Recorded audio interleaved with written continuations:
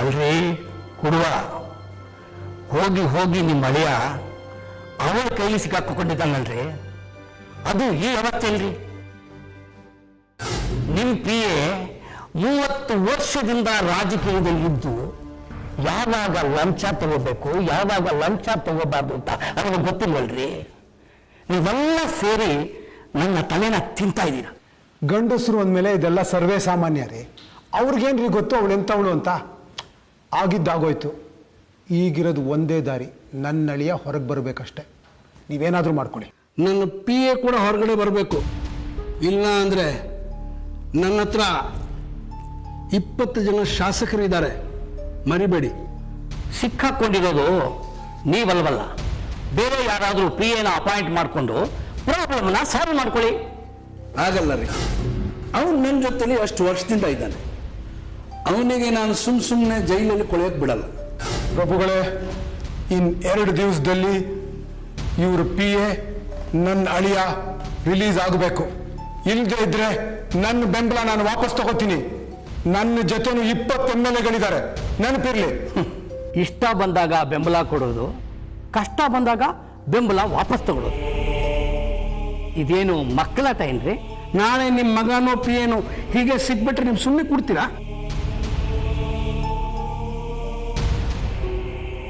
ಅವರನ್ನು ರಿಲೀಸ್ ಮಾಡಿಸೋದು ಅಷ್ಟು ಸುಲಭ ಏನ್ರಿ?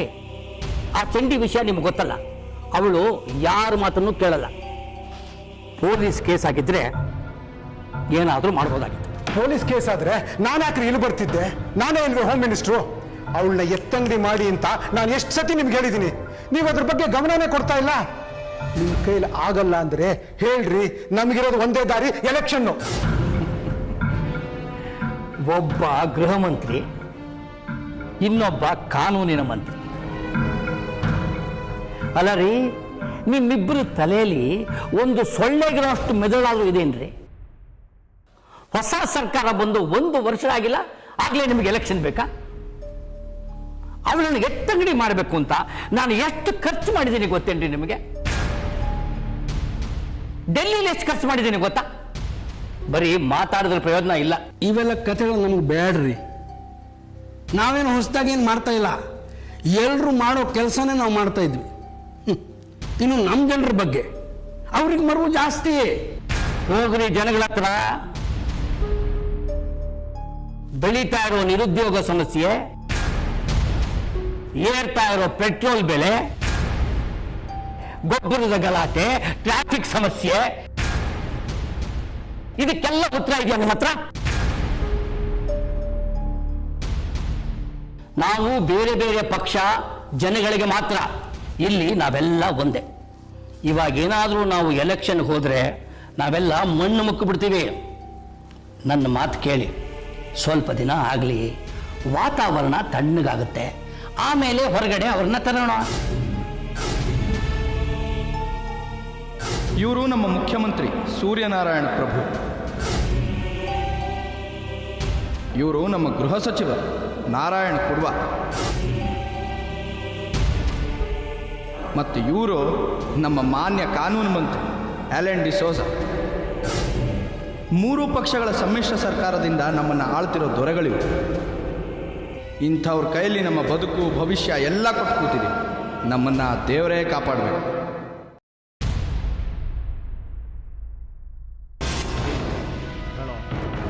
ಹೇಳೋ.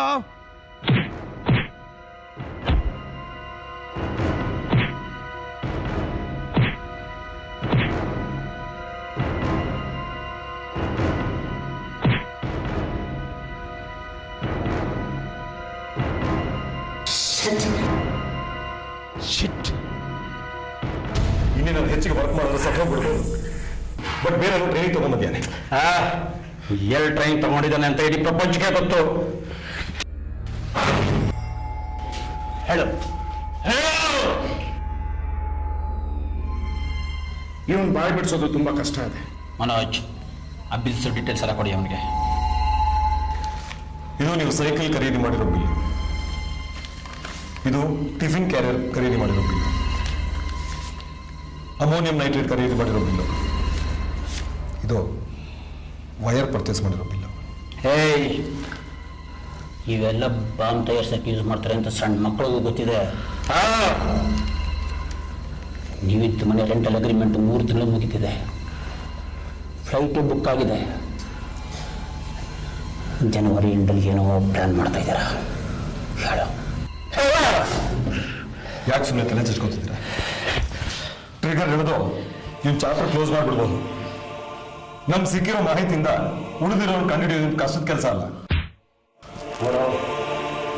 ನನಗಿರೋ ಅಷ್ಟಾಗ ನನ್ನ ಡಿಪಾರ್ಟ್ಮೆಂಟಲ್ಲಿ ಯಾರೂ ಇಲ್ಲ. ಏನು ಹೇಳ್ಬಿಡು, ಹೇಳ್ಬಿಡು.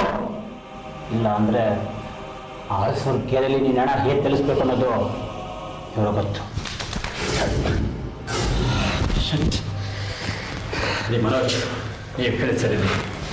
ಇನ್ನು ಬಾಯ್ ಬರ್ತಾ ಇಲ್ಲ. ಕೊಂಡು ಶೂಟ್ ಮಾಡಿ.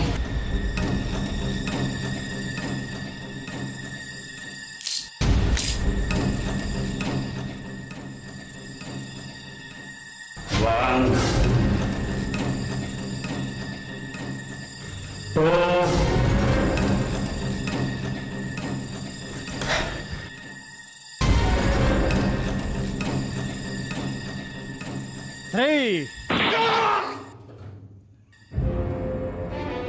ರಿಹರ್ಸಲ್ ಚೆನ್ನಾಗಿತ್ತಲ್ಲ?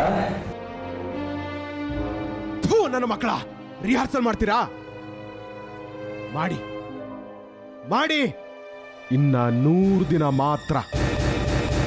ನಿಮಗೆ, ನಿಮ್ CMಗೆ, ನಿಮ್ ಅಸೆಂಬ್ಲಿಗೆ, ನಿಮ್ MLAಗಳಿಗೆ, ಇಡೀ ನಿಮ್ಮ ರಾಜ್ಯಕ್ಕೆ ಬರೇ ಉಳಿದಿರೋದು 100 ದಿನ ಮಾತ್ರ.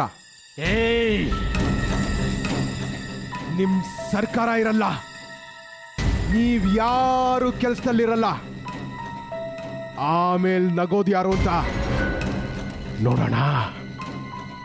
ಏನ್ ಮಾಡ್ತೀಯ? ಮಾಡು. 100 ದಿನ ಆಮೇಲೆ ಏನು ಮಾಡಕ್ಕಾಗಲ್ಲ. 100 ದಿನ 100 ದಿನ ಏನೋ ಮಾಡ್ತೀರಾ?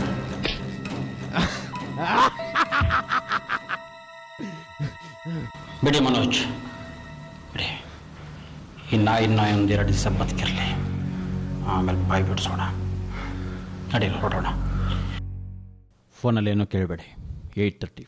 ಓಕೆ, ನಾನು ಅಲ್ಲಿರ್ತೀನಿ.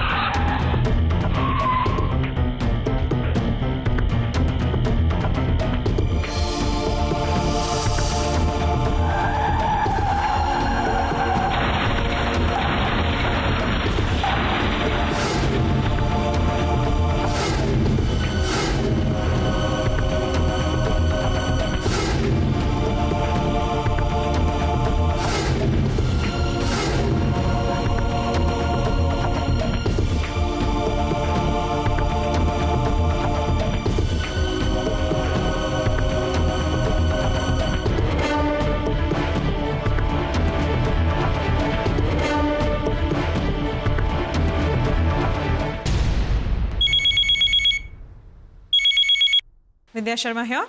Madam, Mohan Raj is dead.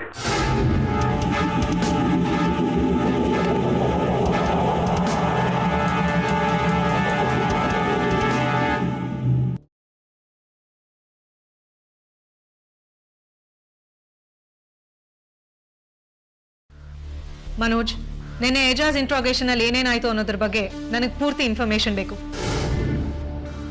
Mohan ಅಂತ ಆಫೀಸರ್ನ ಆಫೀಸ್ ಎದುರುಗಡೆನೆ ಎಲ್ಲರ ಮುಂದೆ ಕೊಂದಿದ್ದಾರೆ ಅಂದ್ರೆ ಅವ್ರ ನೆಟ್ವರ್ಕ್ ತುಂಬಾನೇ ಚೆನ್ನಾಗಿರ್ಬೇಕು. ಮನೋಜ್, ನನಗೊಂದು ಅನುಮಾನ. ಐ ಸ್ಟ್ರಾಂಗ್ಲಿ ಫೀಲ್ ನಮ್ಮ ಆಫೀಸಲ್ಲೇ ಯಾರೋ ಅವ್ರಿಗೆ ಸಹಾಯ ಮಾಡ್ತಿದ್ದಾರೆ ಅಂತ. ಅವ್ರು ಸಿಕ್ಕಿದ ದಿನ ಕೇಸು ಕೋರ್ಟು ಏನು ನೋಡದೆ ಇಲ್ಲೇ ಅವ್ರ ಹಣೆ ಬರಹ ಬರೆದು ಬಿಡ್ತೀನಿ. ಆಕ್ಚುಲಿ ಅಲ್ಲಿ ನಡೆದಿದ್ದಾದ್ರೂ ಏನು? ಅವನನ್ನು ಇಂಟ್ರೋಗೇಟ್ ಮಾಡುವಾಗ ಯಾರ್ಯಾರಿದ್ರಿ? ನಾನು, ಇನ್ಸ್ಪೆಕ್ಟರ್ ಗಣಪತಿ ಹೆಗ್ಡೆ, ಅನ್ಸಾರಿ ಮತ್ತಿಬ್ರು ಕಾನ್ಸ್ಟೇಬಲ್ಸ್. ಮೋಹನ್ ಪ್ರಾಣಾನೇ ತೆಗೆಯುವಂಥ ಯಾವ ಸೀಕ್ರೆಟ್ ಅವನ ಬಾಯಿಂದ ಹೊರಗೆ ಬಿತ್ತು ಅಂತ ನಾನು ಯೋಚನೆ ಮಾಡ್ತಾ ಇದ್ದೀನಿ. ಎಜಾಜ್ನ ಇನ್ನೊಂದ್ಸತಿ ಇಂಟ್ರೋಗೇಟ್ ಮಾಡಬೇಕು. ಮೇಡಮ್, ನಿನ್ನೆ ಏನಾಯ್ತು ಅಂದರೆ ಎಜಾಜು ಎಷ್ಟೇ ಪ್ರಯತ್ನ ಪಟ್ಟರು ಬಾಯಿ ಬಿಡಲಿಲ್ಲ. ಅದಕ್ಕೆ ಮೋಹನ್ ಸಾರು ಶೂಟ್ ಮಾಡೋ ಥರ ಆ್ಯಕ್ಟ್ ಮಾಡಿದ್ರು. ಆ ಭಯಕ್ಕೆ ಅವನು 100 ದಿನ ಅಂತ ಏನೋ ಹೇಳ್ತಿದ್ದ. 100 ದಿನನಾ? What is that? 100 ದಿನ ಆದಮೇಲೆ ನಿಮ್ಮ ಸರ್ಕಾರನೂ ಇರಲ್ಲ, ನೀವು ಇರಲ್ಲ ಅಂತ. ಮುಂದೆ ಮೇಡಮ್, ಅವನು ಏನು ಹೇಳ್ದ ಅಂದರೆ ಇಡೀ ನಿಮ್ಮ ಅಸೆಂಬ್ಲಿನೇ ಇರೋದಿಲ್ಲ, ನಿಮ್ಮ ಕೆಲಸ ಇರೋದಿಲ್ಲ ಅಂತ ಹೇಳ್ದ. ಆದರೆ ಅವನ ಮಾತನ್ನು ನಾವು ಅಷ್ಟು ಸೀರಿಯಸ್ ಆಗಿ ತಗೊಳ್ಳೋ ಅವಶ್ಯಕತೆ ಇಲ್ಲ. ಅವನು ಯಾವ ವಿಷಯನೂ ನಿಜ ಹೇಳಿಲ್ಲ ಅಂತ ನನಗನ್ನಿಸ್ತಾ ಇದೆ ಮೇಡಮ್. ಅವನು ಬಾಯಿ ಹೇಗೆ ಬಿಡಿಸ್ಬೇಕು ಅಂತ ನನಗೆ ಚೆನ್ನಾಗಿ ಗೊತ್ತು. ಬನ್ನಿ ಮನೋಜ್.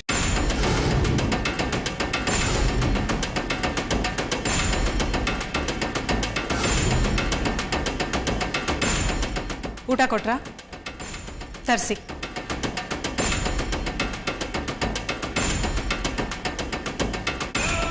ಈ ರೀತಿ ಕರುಣೆ ತೋರಿಸಿ ನೀವೇನು ಮಾಡ್ಲಿಕ್ಕಾಗಲ್ಲ. ಇಲ್ಲ, ನಾವು ನಾಯಿಗಳನ್ನು ಚೆನ್ನಾಗಿ ಸಾಕ್ತೀವಿ.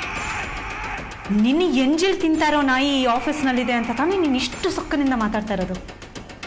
ಆದರೆ ಒಂದು ತಿಳ್ಕೊ, ನಿಜ ಗೊತ್ತಾಗಿದ್ದಿನ ನೀನು ನಿಮ್ಮವರು ನೀ ಸಾಕ್ತಾ ಇರೋ ನಾಯಿ ಎಲ್ರನ್ನೂ ಒಟ್ಟಿಗೆ ಸಾಯಿಸ್ಬಿಡ್ತೀನಿ.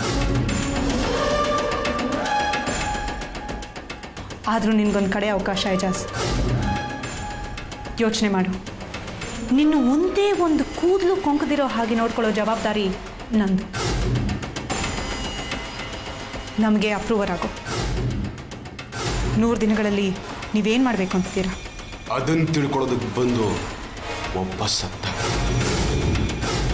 ನೀನು ಅವರಿಗೆ ಕಂಪ್ನಿ ಕೊಡೋದಕ್ಕೆ ರೆಡಿಯಾಗಿದೆಯಾ? ಬನ್ನಿ ಬನ್ನಿ. ಪಾಪ ನೀವೆಲ್ಲ ಸತ್ತ ಮೇಲೆ ನಿಮ್ಮ CM, ಅಸೆಂಬ್ಲಿ ಇವ್ರನ್ನೆಲ್ಲ ಯಾರು ಉಳಿಸ್ತಾರೆ? ಏನು CM, ಅಸೆಂಬ್ಲಿ ಎಷ್ಟು ಜನನ ಸಾಯಿಸ್ತೀರಾ ನೀವು? 10, 20? ಲೇ, ಸ್ವಾತಂತ್ರ್ಯಕ್ಕೋಸ್ಕರ ರಕ್ತ ಹರಿಸಿದಂಥ ದೇಶ ಇದು. ನೀವು ಒಬ್ಬನ ಸಾಯಿಸಿದ್ರೆ ನಿಮ್ಮನ್ನ ಸಾಯಿಸೋಕೆ 1000 ಜನ ರೆಡಿ ಆಗ್ತಾರೆ. ನೋಡು, ನೀನಿಲ್ಲಿರೋದ್ರ ಬಗ್ಗೆ ಯಾರಿಗೂ ಇನ್ಫಾರ್ಮೇಶನ್ ಇಲ್ಲ. ನೀ ಸತ್ರೆ ಯಾರಿಗೂ ಗೊತ್ತಾಗಲ್ಲ. ನಿನ್ನ ಕೋರ್ಟ್ಗೆ ಕರ್ಕೊಂಡು ಹೋಗ್ತೀವಿ, ಅಲ್ಲಿ ನಿನ್ನ ಲಾಯರ್ ಬರ್ತಾನೆ, ನಿನಗೆ ಜಾಮೀನು ಕೊಡಿಸ್ತಾನೆ ಅಂತೆಲ್ಲ ಅನ್ಕೋಬೇಡ. ಅದು ಯಾವುದೂ ಆಗೋದಿಲ್ಲ. ನೀನು ನಿಮ್ಮ ಪ್ಲಾನ್ ಏನು ಅಂತ ಹೇಳಿದ್ರೆ ಮಾತ್ರ ಬಚಾವಾಗ್ಬೋದು. ಇಲ್ಲಾಂದ್ರೆ ಏನು? ಕೊಲ್ತೀಯಾ ಅಂತ ಕೇಳಿದೆ. ಯಾಕೆ ನಿಂತ್ಬಿಟ್ಟೆ? ಬಾ, ಹೊಡೆದು ಹಾಕು.